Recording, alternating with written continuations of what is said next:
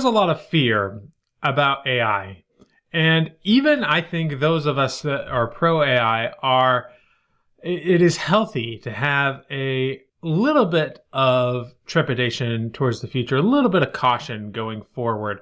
And that's what I want to talk about today, because there are some things that I think we can do to offset the fears for the future and to really position ourselves for a better future. Whenever I think about stuff like this, I think of Walt Disney. Walt Disney, of course, made his claim to fame because of emerging technologies. When Walt Disney got his start, it was because of animation. And animation was a brand new thing at the time. But because he was there, he was interested, he was passionate about it, he became the guy for animation. And as a result, his studio kind of blew up and became what it is. But it didn't stop with animation. I always like to look at later on when television was becoming a big thing. Most movie studios did not want to touch television. They thought it would be the end of them. Any encouragement of the television technology would lead to their downfall. Walt Disney was like, oh no, this is interesting. And he picked it right up, created some of the first studio-backed television programs for ABC, I believe it was, and created actually a lot of interesting content that really helped to put Disney on the map as being not just much more than just an animation studio. And then, of course, it didn't end there, right? Walt Disney went on to be an innovator with the parks and all kinds of things. If you haven't had a chance to read Walt Disney's biography, it is a fascinating read. But I say all this to say technology is not the enemy. A lot of us think it is. A lot of established creators think it is. But really, it is something to be embraced. And I will show you how we can embrace it in this video. But I want to outline the fears that people have, right? Because what if AI can just produce a book with the touch of a button, right? What if you say to your Alexa, I want to read a thriller book. And then maybe Alexa asks you a couple of questions like, do you want a female protagonist or a male protagonist, or like, what nationality should your protagonist be? Do you want this to be a political thriller or a environmental thriller or what have you? And it gives them a list of questions. The person gives their answers, and then Alexa is just like, okay, here is your book, and it just starts reading it to them. I think the technology for that will be here within a year. And I think the technology for that to be good will be here within a couple of years. And so that begs the question, like, what are you going to need us for, right? Even those of us that are embracing AI, like, won't we be completely made obsolete by that sort of technology? And I don't think so. That said, there are authors that are going to be able to lose their livelihoods because of these technologies, because they are not seeing the future and embracing it and finding ways to deal with all of these advancements in technology. And so I'm going to give you 3 different ways to really hedge your bets and make sure that you do not become obsolete in that kind of a creative future. As always, I have left the best for last, so stick around to the end for my top tip. Let's start with tip number 1. You need to become obsessed with marketing. Marketing for a lot of people is kind of seen as sort of a dirty word, but really all it is getting the word out about your book and letting people know why your book is better than other books and is worth their time instead of somebody else's time. The only difference is that this time we will be marketing against these big companies like Amazon who are creating products in Alexa that can just create any book on a whim. You've got to market in such a way to say that because you are human, you are better than those options. Additionally, this is the best way to get ahead of all of the other quote-unquote creators out there who are abusing AI to create thousands and thousands of books and just pumping them out there for a numbers game. While they might be able to do that, what they won't be able to do is spend a lot of money on the marketing of those things or time or whatever it is you need to market your books. They're not going to be spending the time or the money to do that. And frankly, even though Amazon is a big company, they're not going to be doing tons of marketing over individual books. They might market their specific service. But if you can position yourself to say, hey, I have these books, and you get them in front of readers, the more you can get them in front of readers, the less of a problem you are going to have, because not everybody's going to be marketing the same way. And all you need to do is get attention of enough readers to be able to make a living off of your books. And the more you know about marketing, the more you realize that it's actually not that hard to do that if you are obsessed about marketing. So that's tip number 1. Tip number 2 is to leverage cross-media storytelling. Now, this is perhaps a little bit a new, perhaps not conventional wisdom, but it's one that is fascinating to me. When I was growing up, I really loved storytelling that took place across multiple mediums. Growing up, Star Wars was my jam. It was my favorite, still is my favorite thing. And one of the things I loved about it is because I could go and watch the movies, but then there were books and comics and even video games that allowed me to immerse myself even more.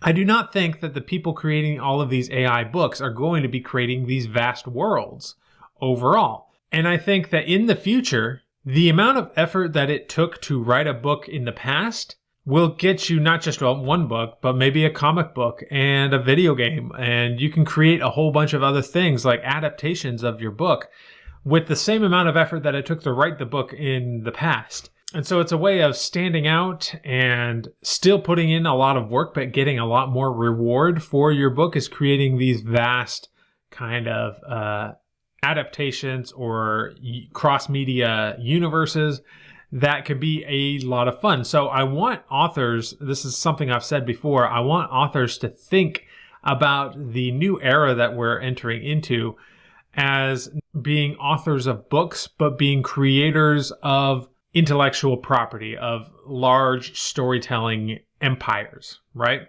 I initially actually very seriously considered naming my domain where my membership is. Instead of storyhacker.ai, which is what it is currently, I was closely considering storyempire.ai because that is something that I think we should all be moving towards, is this idea of these interconnected IPs that are not necessarily bogged down by just being books. I say that in a loving way. We can be so much more than just books right now. And if books is all you want to write, then more power to you. You can create even more expansive universes with AI. But I do think that utilizing and leveraging cross-media storytelling is going to be one of the best ways to set yourself apart in this somewhat dystopian future where press of the button can just create a book, right? All right. Now it's time for the third and final tip. This is what I believe is the most important thing to keep in mind as we are moving into this future. And that is readers and humans in general crave human connection.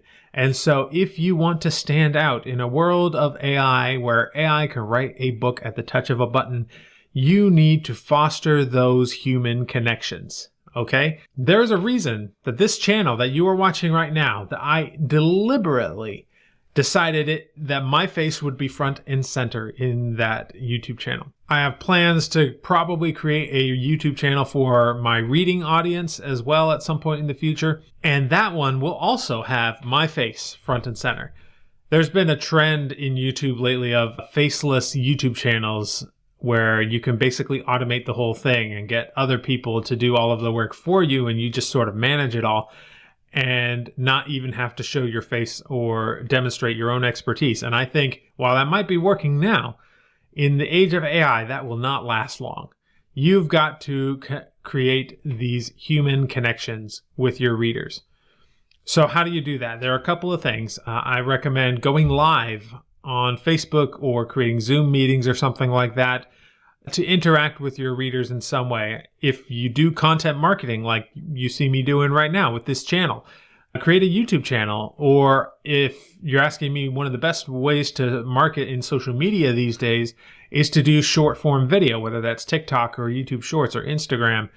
Short form video seems to be one of the preferred forms of social media these days. It's very effective. But it is also because I think it's one of the best ways to create that human connection, to see like, oh, here's a human, right? I can see their face. I can hear them talking. And then if you have an email list, regularly talk to your email list. Get them involved. If you have social media groups for your readers, be in those social media groups interacting with people. We've got to set time aside in our busy schedules to double down on being human, as Joanna Penn puts it in her podcast. Double down on being human. We have to create that human connection, because that is ultimately what's going to sell books more than anything else. And no robot that can create a book with the touch of a button is going to be able to compete with that. Now, I'm not saying don't use AI. Absolutely use AI, but remember that you're using it as a human, right? You are making human decisions on what the AI should do. You're using it as a tool. And just like if I'm an artist using Adobe Photoshop, that use of Adobe Photoshop does not make me less of an artist. It simply provides me with a couple of shortcuts to create the vision that I have in my head. It's the same with AI and writing. But when it comes to actually engaging with the readers, you have to put your face out there and interact with them and get personal. I know one of the authors I know of that is doing really, really well in selling direct. She has regular Zoom meetings where it's basically like her just drinking coffee and answering questions and interacting with readers. And it can be something as little as that, just a quick little Zoom meeting to say hi, right? And readers love that. Imagine if your favorite author were to do that more often and you could join. It's definitely one of the best ways to engage. So those are my thoughts on how to survive the upcoming AI apocalypse, or rather, what to do if AI can just create a book with the touch of a button. I'll see you in the next video.